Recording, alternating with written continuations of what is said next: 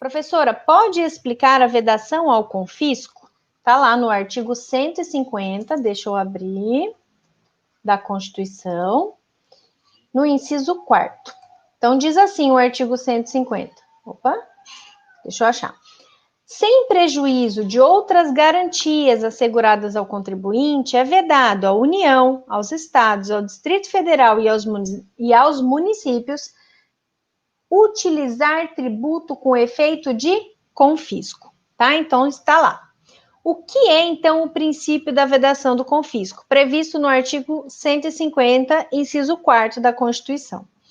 Ele está falando que eu não posso instituir um tributo com uma finalidade de confiscar algo. Então, eu não posso criar um tributo com a finalidade de arrecadar dinheiro sem destinação específica ou arrecadar dinheiro para não execução de obra, tá? Então, isso que ele está dizendo. Então, vejam, a doutrina até classifica isso, até abrir aqui para vocês, posso disponibilizar depois no material que eu escrevo, que fala assim, a doutrina entende que este sacrifício da fonte produtora de receita tem um limite intransponível. O que isso significa?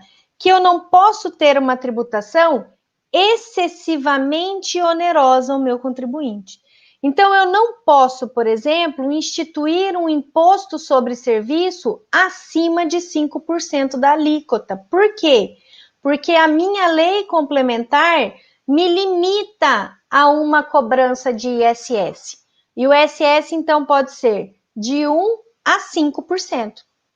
Então, quando eu falo desse princípio da vedação ao confisco, eu estou dizendo que eu não posso criar novas figuras, espécies tributárias, se eu não tiver, então, destinações específicas e explicar a criação delas, mas também me limita à cobrança excessiva de tributo. Por quê? Porque eu estou, então, trazendo um encargo muito oneroso para o contribuinte.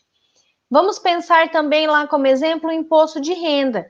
Eu tenho uma carga máxima de 27,5%.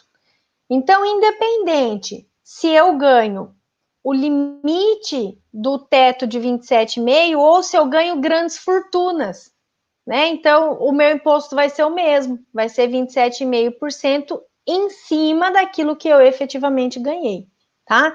Então, essa vedação ao confisco traz esta ideia de eu não poder criar um tributo para arrecadação e oneração, e onerosidade, desculpa, oneração não existe, né? E onerosidade para outra parte. Então, por isso que eu tenho até um limite de alíquota, tá bom?